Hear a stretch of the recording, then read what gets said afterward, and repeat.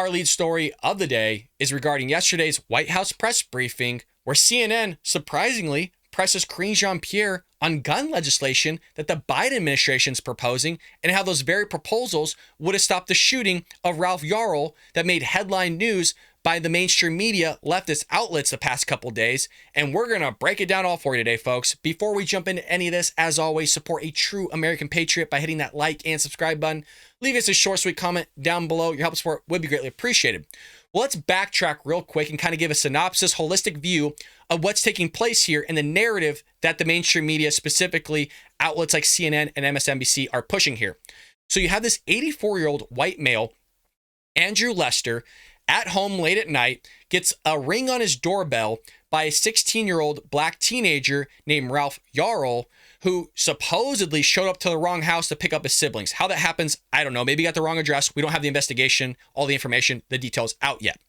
So he shoots through the door and shoots Ralph Yarl, again, the 16-year-old black teenager, in the head and the arm. Thank God the teenager did survive.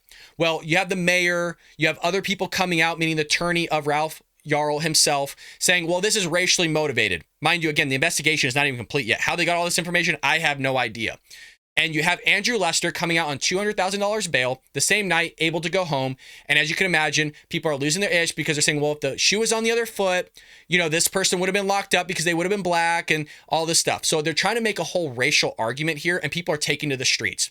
Now, the reason why that's important is because this narrative is being pushed along with all the mass shootings and the school shootings that are taking place by the Biden administration to enact gun legislation and gun laws that end up hurting law-abiding citizens, but enabling those that are breaking the law already. Mind you, again, the investigation of the Ralph Yarl shooting isn't even out yet. Nobody actually knows in detail what took place.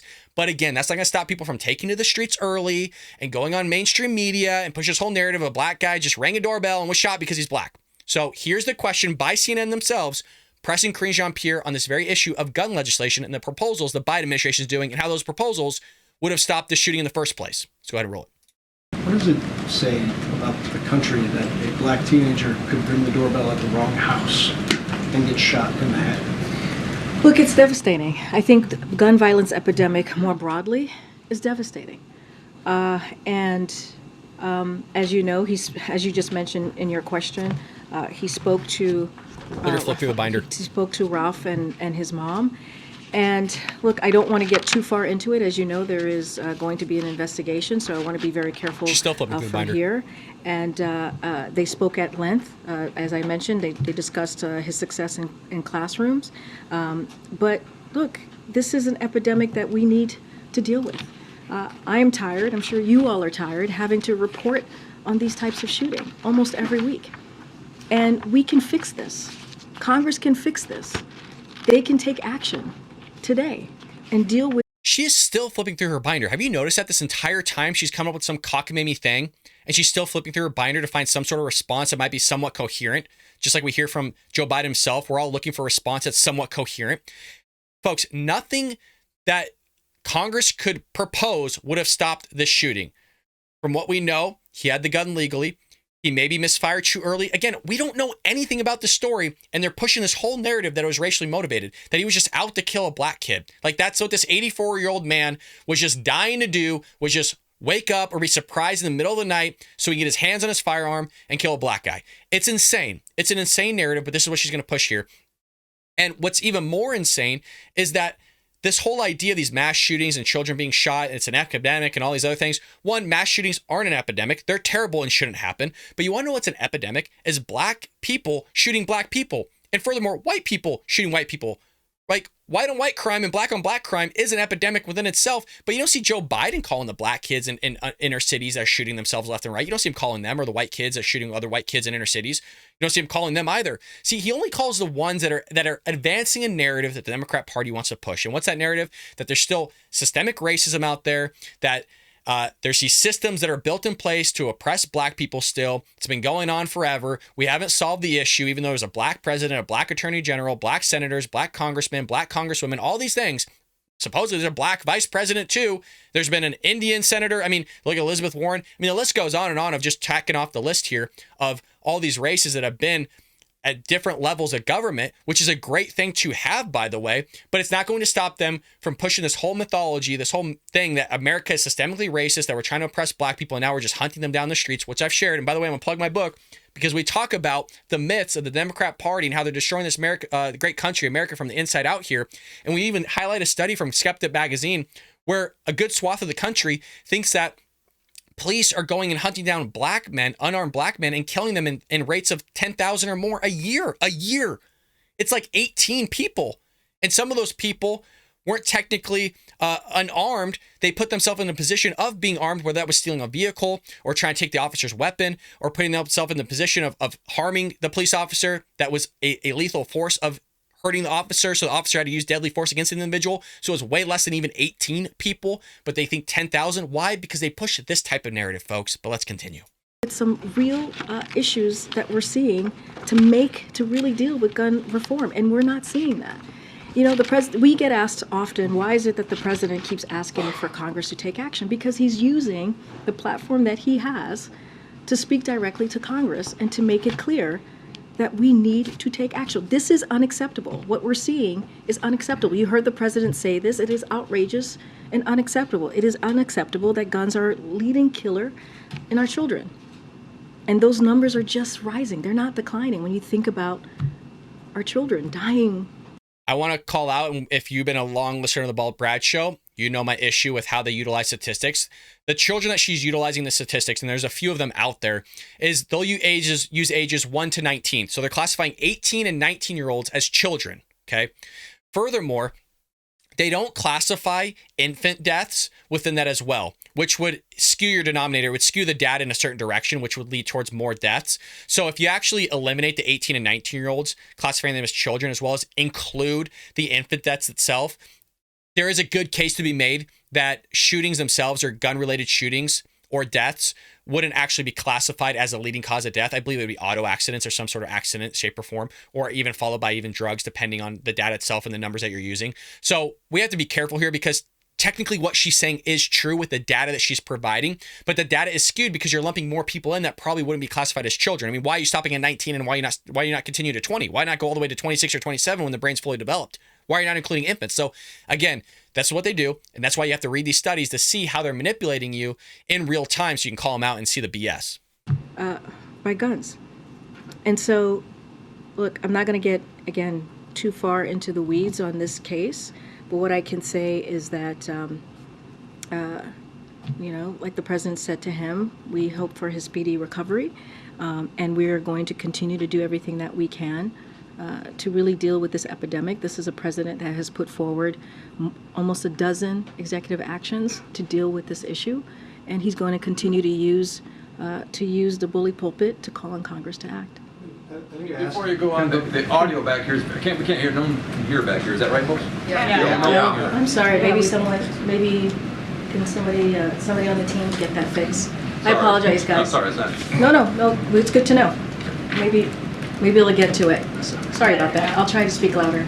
I asked the question from a broader lens because I'm not sure what in the president's proposals related to gun reform would have addressed either the weapon used in this case or the specific scenario here. And that's why I'm asking kind of more broadly, what does it say about the country that this is?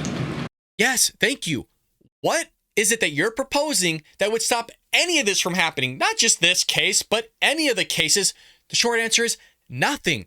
Nothing would stop it from happening. That's the whole issue that Republicans are having, but we're cowards, you guys. According to Karine, Jean-Pierre, and the Biden administration, we're cowards because we don't want to pass gun reform. We don't want to pass gun legislation and just throw out legislation out there that doesn't actually solve the problem, because Democrats love to just throw legislation out there that doesn't solve anything, which is why you have, massive rampant crime happening in Democrat-ran cities. You got a terrible issue taking place at the southern border, which we'll get to in our next clip here in just one moment. So whatever Democrats want to do doesn't actually solve the problem, but in their mind, it does solve the problem, which is insane. By the way, I think his name's Phil Whittingley here. I believe that's his name. This guy, regardless, is from CNN, the very outlet that was pushing this whole narrative that just a black guy was just shot because he was black. That was the narrative CNN and MSNBC and others were pushing. So good on him for at least calling out the Biden administration here, going, well, what would have stopped it in the first place? Let's see her cockamamie response here. Like, this can happen. Well, look, there's an investigation. I think it just went up. I just woke up for a second there. There's an investigation going on, and we'll learn more as the investigation goes by. What we can say is continue to lay out what we're seeing. Our children, our schools, our churches, our grocery stores, they've all become targets. And that is devastating to hear. When I started out talking about the gun violence that we have seen over the last couple of days, I said, and I just said this to you in answering this question, it feels like almost every week, at least once a week, we are having discussion. There was one week where the president talked about gun reform and gun violence 3 times. And that's when we saw that horrific shooting in Nashville, where 3 9-year-olds and 3 administrators were murdered at school. And so what I can speak to is that there's clearly an epidemic. There's clearly actions that need to be taken. We are asking Congress to take. Folks. If you're new to the Bald Brad Show, I'm just looking for the answer that was proposed by CNN here of what in your legislation, even in a broad picture, would have stopped this from happening or any shootings. Can't answer it. Why? Because she knows it doesn't. They have a narrative to push. And what's that narrative? That there's racism out there in the ether and you're seeing it in real time, even without the evidence. And furthermore, they don't want you to have a Second Amendment right, because why do you need guns anymore? According to Joe Biden himself, why do you need guns? Why would you ever need to protect yourself? All the while, literally, we've been doing episode after episode on showing the crime of the Democrat Party, which is our last segment of the day, by the way, where another store, REI's, leaving a Democrat-ran area because they literally spent $800,000 on security and it still wasn't good enough. So why would you ever need to protect yourself in Democrat-ran areas of the most places to protect yourself? It's amazing. Actions, and this is something that they can do today. This is a president that's taking this very, very seriously, not just as president, as vice president, as senator. His record shows that. But now we need legislation. We need courage on the other side of Pennsylvania. And we just haven't seen that yet from Republicans. Republicans need to act here. Go ahead. It's amazing, too, and I've called this out many of times on the Bald Brad Show here, is that if you recall, when Joe Biden first got into office here, Democrats had all 3 branches of government. So did they not have the courage to pass the legislation or the reform or do all those things? Because all this stuff was still taking place, by the way. And as I've mentioned numerous times as well, the data shows there's far more black on black crime. I mean, they're shooting each other in rates that is insane. And by the way, so are whites. Whites are shooting other whites in rates that are insane. But because there's a narrative here, there's a push that they have to push here. That's what they're going to do on the pulpit. And she even herself was like, well, we're going to be the bully pulpit to get this stuff through. Do you think, can you just let me know in the comments, you guys, in the live chat? Because I really do read it. I'm here with you guys on this. Do you think that she really believes that she's answering the questions? Like in her head, do you think that she's listening to this stuff? And then in her mind, somehow it's being jobbled up and just kind of construed in a way that she really genuinely believes that she's answering the question? Let me know in the comment section below, because there's 2 routes. Either she knows what she's doing, or she's an imbecile and somehow gets paid $180,000 plus benefits to do this type of work. Which, if that's the case, it shows you how great this country is, that you could be an absolute imbecile, a knucklehead, and stand on the podium and be the speaker, the leader of the free world, and give those types of responses. If that's the case, God, we got it great in this country. I'm telling you, we literally, and I do believe this already, that we live in the greatest country that God's ever created by far.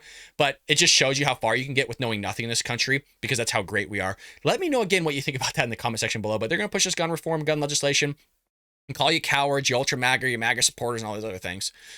I hope you enjoyed that clip from the Bald Brad Show. If you did, make sure to hit that subscribe button so you can stay up to date on all our future content.